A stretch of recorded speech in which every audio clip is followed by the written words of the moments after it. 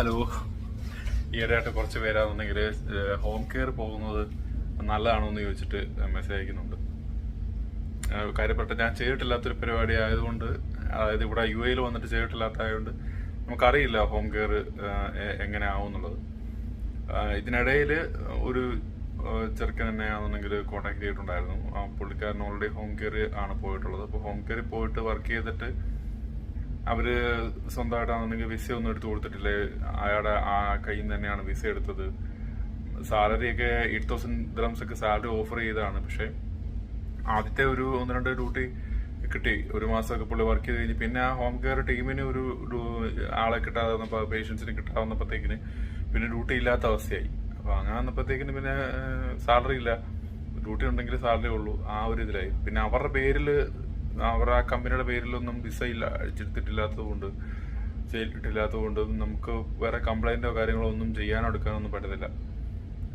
അപ്പം അങ്ങനെയുള്ള പ്രശ്നങ്ങളും കാര്യങ്ങളൊക്കെ ഉണ്ട്. ഇപ്പൊ സാലറി ഒരുപാട് ഓഫർ ചെയ്ത് കാണുമ്പോഴത്തേക്കിന് വെറുതെ പോയിട്ട് അബദ്ധത്തിൽ പോയി ചാടാതിരിക്കുക. ചെറിയ സാലറി ആണെങ്കിലും എക്സ്പീരിയൻസ് ഗെയിൻ ചെയ്യാൻ ശ്രമിക്കുക. പിന്നെ ഈ ഹോം കെയറിലോട്ടൊക്കെ പോയി കഴിഞ്ഞാൽ പിന്നെ എക്സ്പീരിയൻസ് ഒന്നും കൗണ്ട് ആകത്തില്ല. നാളെ തിരിച്ച് വന്നിട്ട് ഹോസ്പിറ്റൽ ഫീൽഡിലോട്ട് കയറാനോ ഒന്നും ചിലപ്പോൾ പറ്റിയെന്ന് വരത്തില്ല.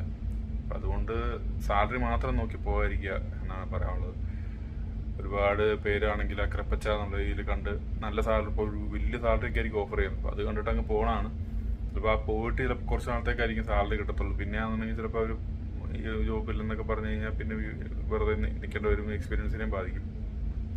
സേഫ് ആണോ എന്നും അറിയത്തില്ല. സേഫ് ആണോ എന്നെല്ലാം ചോദിക്കും. നമുക്ക് എങ്ങനെ പറയാൻ പറ്റും സേഫ് ആണോ അല്ലയോ എന്നുള്ള കാര്യം?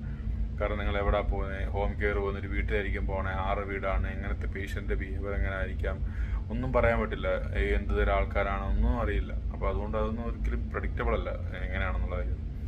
എപ്പോഴും സേഫ് ആയിട്ടാണെന്നുണ്ടെങ്കിൽ നമ്മൾ മറ്റൊരു രാജ്യത്ത് വന്നേക്കുവാണ്, നമ്മൾ സേഫ് ആയിട്ടിരിക്കണമെന്നുണ്ടെങ്കിൽ നമ്മൾ കറക്റ്റായിട്ട് റെപ്യൂട്ടഡ് ആയിട്ടുള്ള ഹോസ്പിറ്റലിലോ അല്ലെങ്കിൽ ക്ലിനിക്കിലോ ഒക്കെ വർക്ക് ചെയ്യുക. നമ്മൾ അവരുടെ അണ്ടറിൽ ഒരു വിസയിലായിരിക്കണം. അപ്പോൾ നമുക്കാണെന്നുണ്ടെങ്കിൽ സപ്പോർട്ട് കിട്ടും ഗവൺമെൻറ് ഭാഗത്തും. അപ്പോൾ ഇതും കൂടി ഒന്ന് പറയണം എന്ന് തോന്നി. എല്ലാവരും മനസ്സിലാക്കി വെക്കുക. ഓക്കെ, അബദ്ധത്തിൽ പോയി ചാടാതിരിക്കും.